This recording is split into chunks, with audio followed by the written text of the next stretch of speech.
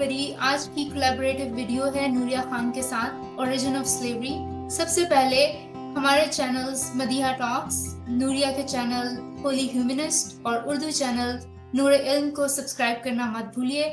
اگر آپ کو ہماری یہ ویڈیو پسند آئے تو اس کو لائک کریں اور زیادہ سے زیادہ شیئر کریں. Hi everyone, and welcome back to another collaborative video between Dr. Madiha and myself. Today we're going to be talking about the origins of slavery. If you haven't already, please subscribe to Dr. Madiha's channel Madiha Talks and my English channel Holy Humanist and my Urdu channel Noor-e-Ilm. If you like our work, please like, share and subscribe and spread this message as far and wide as possible. Thank you. Also, please leave a comment and let us know what you thought about this video below. غلامی کے آغاز کے بارے میں حتمی طور پر کچھ نہیں کہا جا سکتا. زیادہ تر تاریخی ذرائع قیاس آرائی پر مشتمل ہیں، لیکن یہ جانچنا بہت مشکل ہے کہ غلامی کا آغاز کہاں سے ہوا. لیکن یہ خیال کیا جاتا ہے کہ ہنٹر گیدرر سوسائٹیز مینلی ایگالیٹیرین تھی، یعنی کہ مرد اور عورت برابر تھے اور آپس میں مل جل کر کام کرتے تھے. لیکن جیسے جیسے انسانوں نے جنگلات کو چھوڑ کر چھوٹے چھوٹے شہر بسانے شروع کیے، اربنائزیشن ہوئی، اس کے بعد ایگریکلچر کو فروغ ملا، تو ساتھ ہی ساتھ انسانوں نے ایک دوسرے سے مقابلے کیے، جنگ و جدل کیے اور اس کے نتیجے میں فتوحات ہوئیں. جب بھی انسان کسی ایک شہر پر قبضہ کرتا تھا تو وہاں کے لوگوں کو غلام بنا لیا جاتا تھا.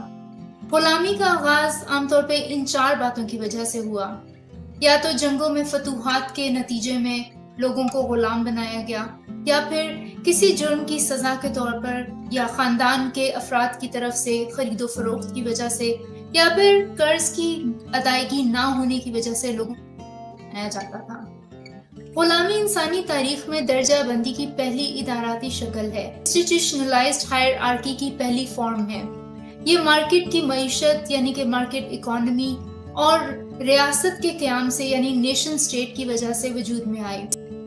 غلامی کی ایجاد عام طور پہ ایک ذہنی تعمیر ہے، یعنی کہ مینٹل کانسٹرکٹ ہے، اور حقیقت میں کسی نہ کسی ماڈل سے اخذ ہوتی ہے. مردوں کو یہ ماڈل خواتین کی ماتحتی کی وجہ سے میسر تھا، یعنی کہ خواتین پر جبر ان کی غلامی کو ممکن بناتا ہے. جن معاشروں سے غلامی کا آغاز ہوا وہاں باقاعدہ طور پر حکومتی سطح پر غلامی نہیں تھی، لیکن صرف طاقتور لوگ مجبور لوگوں کو جبری طور پر ان سے کام لیتے تھے. زیادہ تر یہ آؤٹ سائڈرز ہوتے تھے جو اس قبیلے کے باہر کے لوگ تھے. جب لوگ کسی دوسرے قبیلے پر قبضہ کرتے تھے تو وہاں کے لوگوں کو غلام بنا لیتے تھے. غلامی انسانی تاریخ میں ایک واٹر شیڈ مومنٹ ہے. جب مردوں اور عورتوں نے سماجی تعلقات استوار کیے تو مردوں نے عورتوں پر غلبہ پایا. مردوں کو اپنے متعلق تمام اختیارات حاصل تھے اور اپنے تمام فیصلے کرنے میں مکمل طور پر طاقت رکھتے تھے، لیکن خواتین کو اپنے اوپر کوئی اٹانومی حاصل نہیں تھی اور وہ مکمل طور پر بے اختیار تھیں. Slavery seldom, if ever, occurs in hunter-gatherer societies, but appears in widely separated regions and largely took off with the advent of pastoralism, and later agriculture, urbanization, and the formation of states. Most authorities have concluded that slavery derives from war and conquest. The most commonly cited sources of slavery are capture in warfare, being punished for a crime, sale by family members, self-sale for debt, and debt bondage. Slavery is the first institutionalized form of hierarchy in all of human history. It's connected to the establishment of a market economy, hierarchies, and the state. The invention of slavery consisted of the idea that one group of people can be marked as an outgroup, be branded enslavable, forced into labor, and be subordinate to an owner or master for the entirety of their lives. We know that mental constructs usually derive from some model in reality and consist of a new ordering of past lived human experience. The oppression of women predates slavery and facilitates it and actually makes it possible. Men and women constructed social contracts and social relations which eventually gave rise to a hierarchy and social dominance. मुख्तलिफ अवामिल का इम्तिजाज जैसे कि जिनसी अदम तवाज़ुन, sexual asymmetry और मेहनत की जानिबदाराना तकसीम यानी कि अनइक्वल डिवीजन ऑफ लेबर मर्दों और औरतों पर गैर मुसावी रवैये को जन्म देती है यानी कि अनइक्वल इनइक्वालिटी। सेक्सुअलिटी, तौलीदी सलाहियत, रिप्रोडक्टिव पोटेंशियल और सर्विट्यूड यानी कि उनकी खिदमत करने की सलाहियत मर्दों के दरमियान लेन देन की वजह बन गई। जब खवातीन एक मर्द से दूसरे मर्द को निकाह के नतीजे में दी जाती थी तो उन मर्दों को इन खवातीन पर मुकम्मल इख्तियार हासिल होता था और खवातीन अपने जिस्म के मुतालिक फैसले करने पर मुकम्मल तौर पर बेइख्तियार होती थी। कुछ मुआशरों में जैसे कि चीन में औरतें अपने रिश्तेदारों के लिए आउटसाइडर्स कंसिडर की जाती थी, जबकि लिनिएज या हसब नसब मर्दों के वजह से चलता था। एक मर्द रिश्तेदार के तहफ़्फ़ुज़ से महरूम हो जाने के बाद यानी कि मौत, अलहदगी यानी कि डिवोर्स या जिनसी तौर पर उस मर्द को अगर वो खातून मतलूब ना रहती तो खवातीन का स्टेटस माशरे में एकदम कम हो जाता, यानी कि खवातीन का स्टेटस किसी मर्द से मुंसलिक होने पर ही मशरूत था। गुलामी के तस्वुर में इस बात का ख्याल रखा गया कि किसी भी हाकिम को या शख्स को जो किसी को गुलाम बनाए उसको उस पर मुकम्मल इख्तियार हासिल हो और ये इख्तियार हमेशा के लिए हो यानी कि परमानेंट एंस्लेवमेंट, और गुलाम मुकम्मल तौर पर बेइख्तियार हो और ये गुलामी उसकी हमेशा के लिए हो। आमतौर पर गुलामी का आगाज जंगों की वजह से हुआ। इन जंगों में मर्दों को मार दिया जाता था और उनकी खवातीन को और बच्चों को लौंडी बनाकर मर्द आपस में तकसीम कर लिया करते थे। मर्दों को गुलाम बनाना महंगा पड़ता था क्योंकि जो मर्द जंगों में हिस्सा लेते थे वो जंगजू होते थे और बहुत बहादुर होते थे और उन पर नजर रखना या उनको गुलाम बनाए रखना बहुत मुश्किल होता था। इसके अलावा किसी भी मुआशरे में जो कि पेदरशाही हो, मर्द जो अपनी बीवी और बच्चों की जिनसी पाकीज़गी की हिफाजत ना कर सके उनको आमतौर पे बेइज्जत तस्वर किया जाता था यानी कि सिंबॉलिक कैस्ट्रेशन, उनको ना मर्द समझा जाता था। जो खवातीन आमतौर पर गुलाम बन जाती थी उनकी इस्मत दरी की जाती थी, उनका रेप किया जाता था। इस तरह से उन पर मुकम्मल सेक्सुअल कंट्रोल हासिल किया जाता था। क्योंकि इन खवातीन के मर्द जंगों में मारे जा चुके होते थे इसलिए उन पर मुकम्मल तौर पर डिप्रेशन होती थी और वो जो खवातीन आमतौर पर गुलाम मुकम्मल तौर पर मायूसी का शिकार होती थी। इसके अलावा क्योंकि उनके बच्चों को भी गुलाम बना लिया जाता था इसलिए उन बच्चों की जिंदगी की खातिर ये खवातीन महकूम रहती थी। इन खवातीन के रेप के नतीजे में जो बच्चे पैदा होते थे उनकी जान बचाने के लिए भी खवातीन आमतौर पर महकूम रहती थी। गुलामी का आगाज दूसरी सदी कबले मसीह से हुआ और आज भी जंगो जदल के नतीजे में लोगों को गुलाम बनाया जाता है। A number of socioeconomic factors led to sexual asymmetry in society, where the division of labor was unequal between men and women. Out of it, the concept of kinship constructed social relations in such a way that women were exchanged in marriage and men had certain rights over women that women did not have. Women's sexuality and reproductive potential became a commodity to be exchanged or acquired for the service of families and particularly men. In some societies, such as in ancient China, women remained marginalized, outsiders of their kin groups. So while men belonged in a household or had a lineage attributed to them, women belonged to those very males who had acquired those rights by marrying them.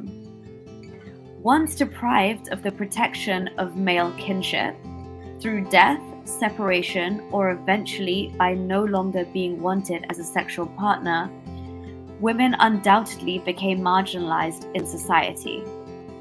The concept of slavery involves developing techniques for permanent enslavement.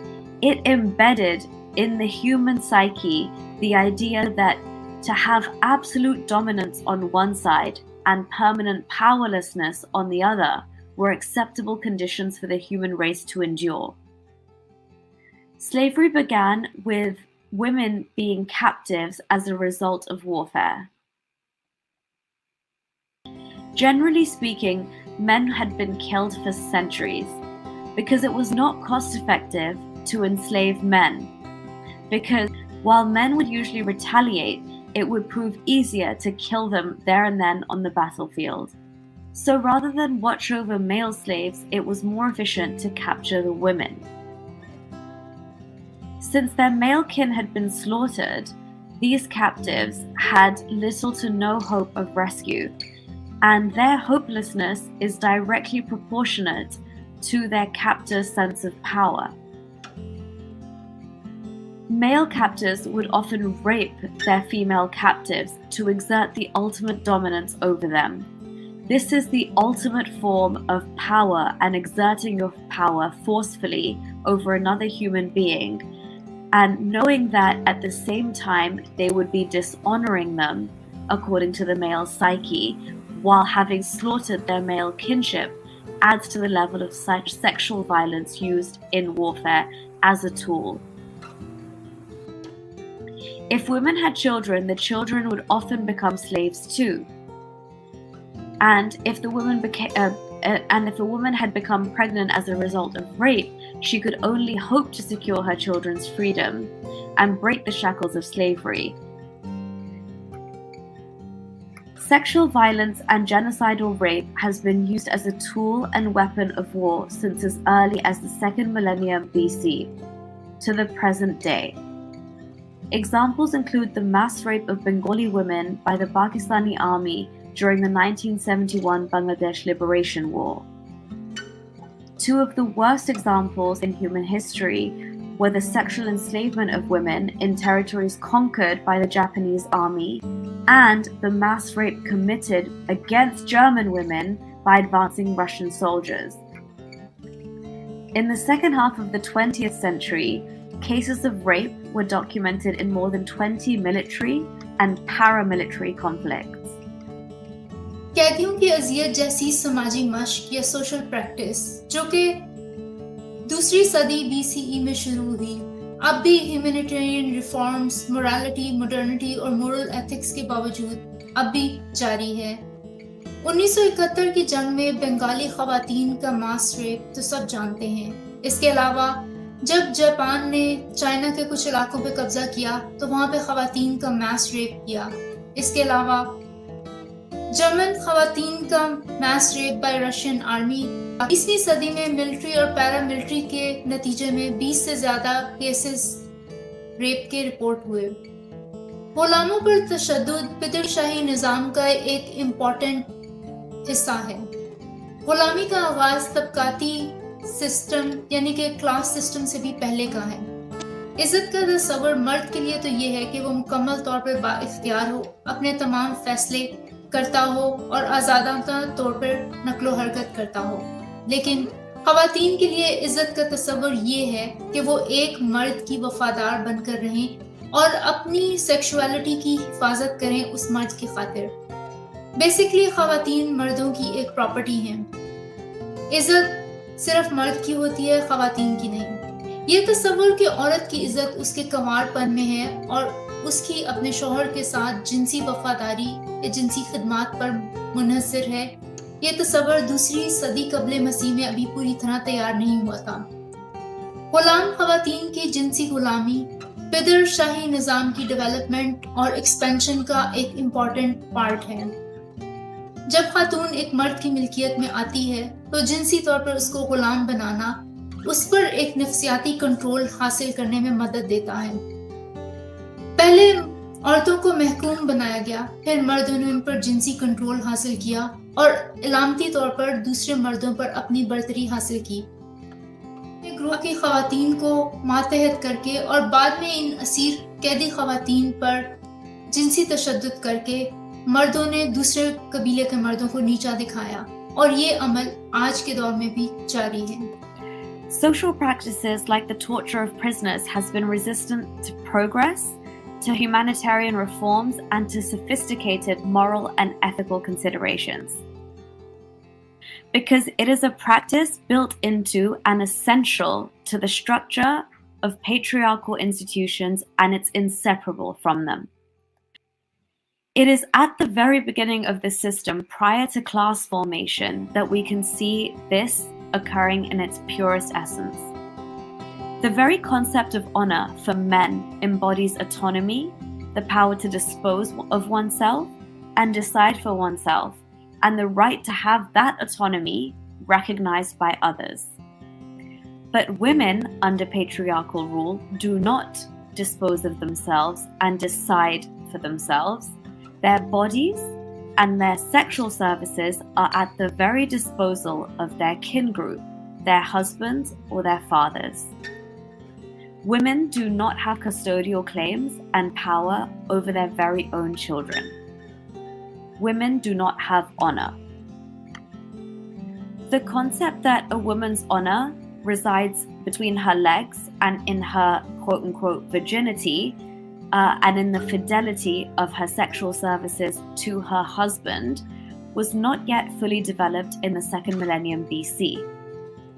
The sexual enslavement of captive women was, in reality, a step in the development and elaboration of patriarchal institutions such as patriarchal marriage and its sustaining the ideology of placing women and females' honor in their chastity and between their legs.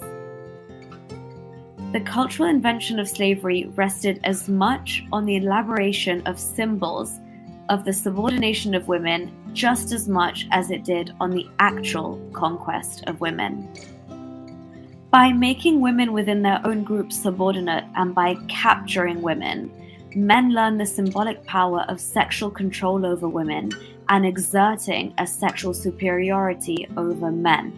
This also elaborated the symbolic language in which men expressed their dominance and created a class of psychologically enslaved people who were to be beneath them. आइए अब तारीख से कुछ वाक़यात का जायजा लें। Mesopotamia से इस बात के बहुत ज़्यादा तारीखी शवाहिद मिलते हैं कि मर्द कैदियों को कत्ल करके या जिस्मानी तौर पर उनको मसख या म्यूटिलेट कर दिया जाता था और ख़वातीन को जिनसी गुलाम बनाकर उनकी इस्मत दरी या उनके रेप किए जाते थे। मेसोपोटामिया के documents on the stele of vultures के मुताबिक लगाश के हुक्मरान एनातम ने जब उमा शहर पर फतह हासिल की तो दुश्मनों की लाशों के ढेर लगा दिए। 2043 से 2034 BCE ने बेबीलोन में उर्क के बादशाह शोशन ने जब सिमनम पर कब्जा किया तो कई हजार लोगों को कत्ल किया और हजारों को कैदी बना लिया और उनको माले गनीमत के तौर पर या वॉर बूटी के तौर पर इस्तेमाल किया।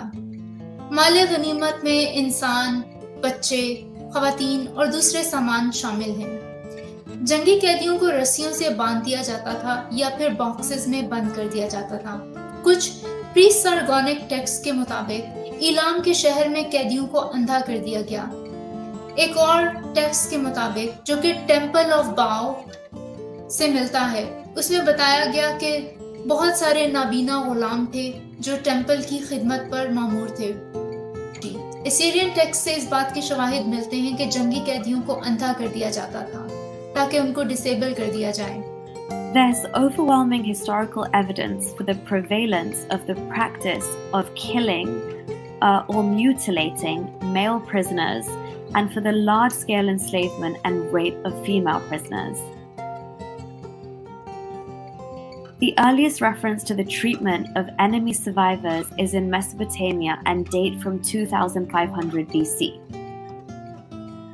From Mesopotamia on the stele of vultures, Eannatum, the ruler of Lagash, recorded his victory over the city of Umma, and the describer recorded how the victors piled up thousands of army corpses in large heaps. It recorded the conquest of several Babylonian cities and the killing of several thousand men in each of those battles, as well as the taking of several thousand captives. An inscription of King Shusin of the 3rd dynasty of Ur, circa 2043 to 2034 BC, describes how he defeated an enemy from a nearby town of Simonum, and all of the slaves that were captured were described as booty. This booty apparently consisted of captured civilian men, and of enemy warriors who were later freed. There are other references in various Babylonian texts to booty taken and offered to various temples. The term booty applied to goods, animals, and people. Enemy warriors were roped immediately after capture or put in wood blocks, a form of neck stocks or yoke. There are some references in the text to blinded war captives who were set to work in the orchards.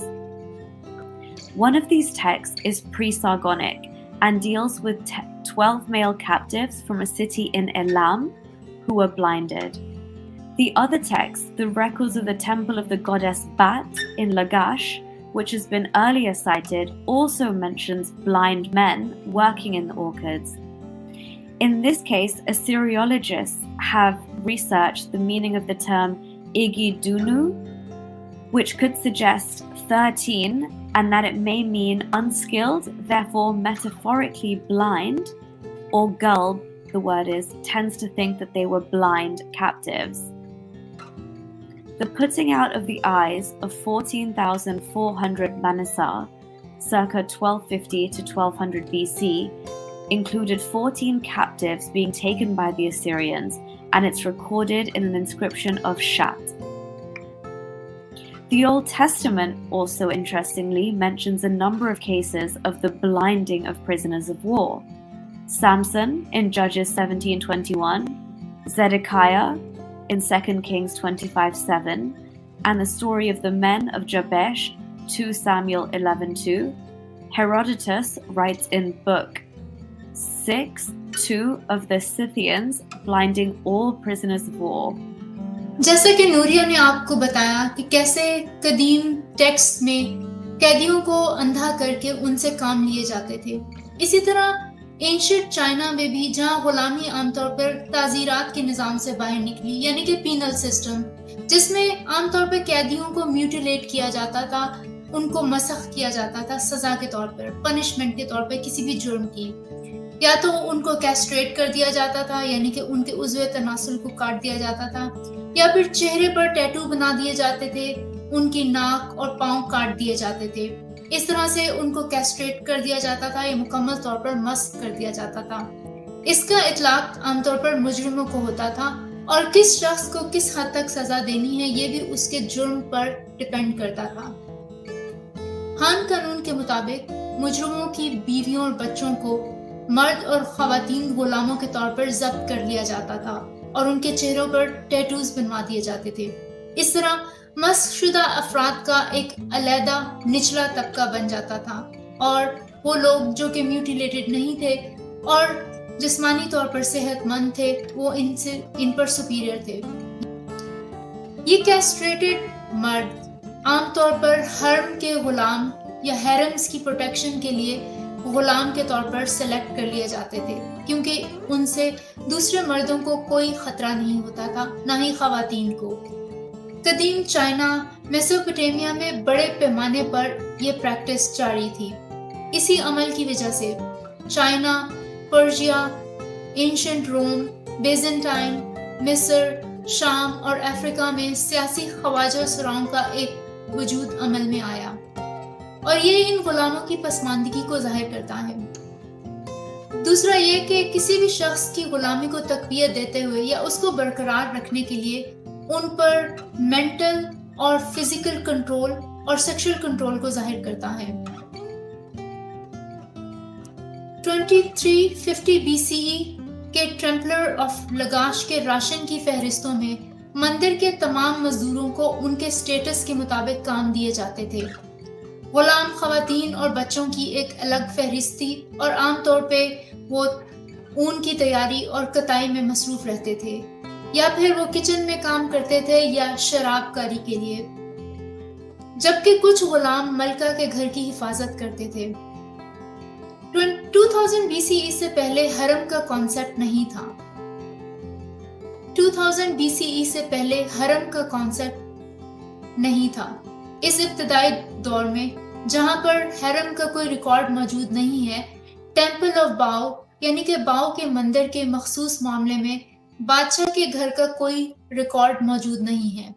तकरीबन 500 साल के बाद मारी के बादशाह ज़िमरी-लम के खतूत में जंगी कैदियों की ख़वातीन को माले गनीमत के तौर पे एक दूसरे के दरमियान बांटने की कुछ रिवायात मौजूद हैं। लेकिन इस सूरत में इस खास खिदमत यानी कि सेक्सुअल स्लेवरी के लिए खूबसूरत तरीन ख़वातीन का इंतखाब हरम के वजूद की निशानदही करता है। कम अज़ कम ऐसी औरतों को अपने लिए और मुमकिना तौर पर अपने साथियों के दरमियान लौंडियों के तौर पर इस्तेमाल करने का रिवाज नजर आता है। तकरीबन इसी दौर में टेम्पल ऑफ बाओ और शमास टेम्पल के रिकॉर्ड में गुलामों की तादाद आमतौर पे आबादी के लिहाज से कम है, लेकिन ज्यादातर गुलाम खवातीन हैं, यानी कि 2/3। कदीम यूनानी नज़म होमर्स इलियाड, जो होमर ने इलियाड या ट्रोय के बारे में लिखी, इसको आज भी अदब के सबसे कदीम कामों में से एक तस्वुर किया जाता है और जदीद स्कॉलर्स आज भी इसको बड़े पैमाने पर पढ़ते हैं। होमर्स इलियाड, जो आज से तकरीबन 1200 कबले मसीह में लिखी गई, उसमें भी ये समाजी सूरत हाल नजर आती है जिसमें जंगी कैदी खवातीन को लौंडियों की तरह या सेक्सुअल स्लेव्स की तरह आपस में बांटा गया। दोस्तों, इससे पता चलता है कि urbanisation, nation state, market economy की वजह से जंगो जदल हुई और फतूहात और डिफीट के नतीजे में गुलामी, जो कि बाद में सेक्सुअल स्लेवरी बनी, और उसके बाद जंगी कैदियों को अजियत देने और कैस्ट्रेशन का अमल वजूद में आया, जो कि आज भी किसी न किसी तौर पर कायम है। अगली वीडियो में हम बताएंगे कि किस तरह गुलामी को इंस्टीट्यूशनलाइज किया गया और बाकायदा मज़ाहिब के जरिए इसको ऑर्गेनाइज किया गया। आज तक के लिए इतना ही। In ancient China, where slavery largely developed out of the penal system, criminals were also punished by mutilation. Mutilation generally consists of the tattooing of the face, the amputation of the nose and feet, and the castration of male genitalia. The type of mutilation that was vetted out depended on the severity of the crime. It could be applied to the criminal or even to members of the criminal's family. The Han Law Code states the wives and children of criminals are confiscated as male and female slaves and tattooed on the face. People that were mutilated in such a way actually formed a separate class in their own right, and they were held to lowly tasks, living almost in a slavish state. Castration as a form of punishment and later as a means to employ harem guards was prevalent and widespread in ancient China and Mesopotamia. This practice led to the development of political eunuchism in China, Persia, ancient Rome, Byzantium, Egypt, Syria, and Africa. The practice of castration is very much of interest in this particular discussion insofar as it illustrates the need of the visible marking and marginalization of people in order to designate them as permanent slaves. And secondly, in showing the use of sexual control in order to reinforce and perpetuate a person's enslavement. In the ration lists of the Temple of Lagash dating back to 2350 BC, all of the temple's laborers are listed according to their status and the tasks that they performed. There is, however, a separate list of slave women and their children. Most of them were occupied in preparing and spinning wool, some of them ground grain, others worked in the kitchen and the brewery or tended to domestic animals. Since they were part of the queen's household, this particular group were not harem slaves or used for sexual purposes. In this very early period, there is no record of the existence of harems in general as we understand them through contemporary history. And in the specific case of the Temple of Bao, no comparable records of a harem are attributable to the king's house. However, some 500 years later, the letters of King Zimri-Lim of Mari illustrate the taking of female prisoners of war as booty and their incorporation into the king's household as textile workers. In this particular case, according to the king's wishes of beautiful women according to his subjective standards, it seems to indicate somewhat of the existence of a harem as we know them and understand them. Or at least the practice of using such women as concubines for himself and possibly for his retainers or right-hand men, so to speak. So dating from nearly the same time period as the Temple of Bao's records, the records of the Shamash temple at Sippar show a relatively small number of slaves who make up the total population. Of 18,000 names listed, 300 are deemed to be slaves, 2/3 of those being female. This predominance of female slaves over male slaves seems to have been typical of the actual situation in Old Babylonian times. It reflects a predominant use of female servants and slaves in private households. The Iliad in ancient Greek is one of the two major Greek epic poems attributed to Homer. The Homer's Iliad, written in the 8th century BC, reflects a social situation existing in Greece. In Book 1 of the Iliad, the practice of enslaving captured women and distributing them to the warriors as spoils of war is casually mentioned a number of times. King Agamemnon's concubine, Chrysis, a high-born war captive, is claimed by her father, a priest, who's fearing the wrath of the gods. So that's it for part 1, everybody. Please stay tuned for part 2 as we unravel more of the unfolding of slavery throughout human history and how religion comes into the fold and then codifies slavery as we understand it within Islamic scripture and beyond. So once again, thank you for watching. Please like, share and subscribe and comment below. If you're enjoying this format of English and Urdu, do let us know. Thank you, Dr. Madiha. Over to you. Thank you. अगर आपको हमारी ये video पसंद आए तो इसको like और share करना मत भूलिए। अपनी राय से हमें आगाह जरूर कीजिए और हमारे channels Madiha talks, Holi humanist और नूर-ए-इल्म को सब्सक्राइब करना मत भूलिए। शुक्रिया। अपना बहुत सारा ख्याल रखिए।